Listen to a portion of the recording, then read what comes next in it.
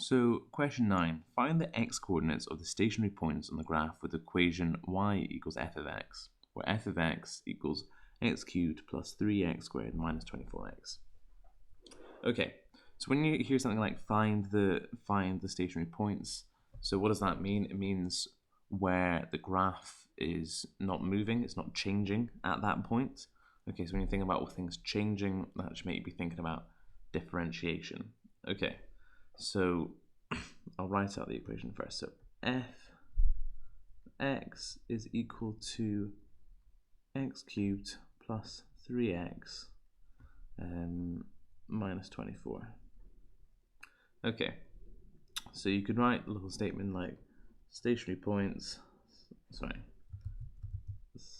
that points occur when the derivative, or f dash x, is equal to 0. So what we're going to do is differentiate this equation. Now, looking at there, are there any awkward terms? No, so we can go straight to differentiating. It's equals, so 3x, so that should be 3x squared there. So 3x, that becomes 3x squared, and then this becomes 6x. And then this becomes just 24. Okay, so first, and then what we're going to want to do now is set this equal to 0.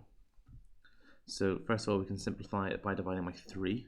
So this becomes x squared, and that becomes 2x, and that becomes negative 8.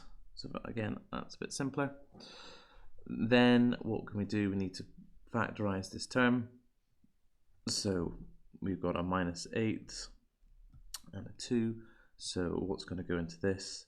Well, the factors of 8, they're 2 and 4. And we want this to be minus 8. So what adds up to be positive 2, but times negative 8. So yeah, 4 plus negative 2 plus 4 is okay. Right, so it's going to be x plus 4. And it's going to be x minus 2 equals 0. Okay, you can simplify these. So x equals negative 4, x equals plus 2. Things there. Alright, okay. And that's what I asked for. Determine the x coordinates. Okay. So where'd you get the marks in this question? You get a mark for to know to differentiate. So you get a mark for that. And then you get one for completing differentiation and setting it to 0. You get one for factorizing, and then you get one for getting your correct values of x. That's 4 for 4. Okay, on to part B now. So part B. Hence determine the range of values of x which the function f is strictly increasing. Okay, well, what does it mean when something's increasing?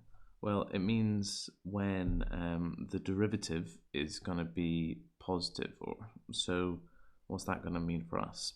Well, we've got the roots for this. We've got the stationary points for this expression, which when we plot these on the derivative will look like roots. So what's this going to look like for us? Well, it's easier just to sketch it. Okay, so we need to think about a few things about our graph, all right? So what do we have here? We've got it's a positive graph, right? This is a positive derivative here, which is what we're looking at. So this is going to be a minimum point, something like this. Okay, and what we worked out here, it's where it's going to be crossing the x-axis. So it's going to be crossing here at minus 4 and up here at 2, right? And what we need to think about is what strictly increasing really means. Well, strictly increasing basically means when the derivative is greater than 0. So what here is we've plotted the graph of the derivative. So anywhere it's bigger than 0, that means the graph is going to be increasing, all right? So we can see here, okay, when x is greater than 2 or x is less than -4, the function f will be strictly increasing. There you go. There it is.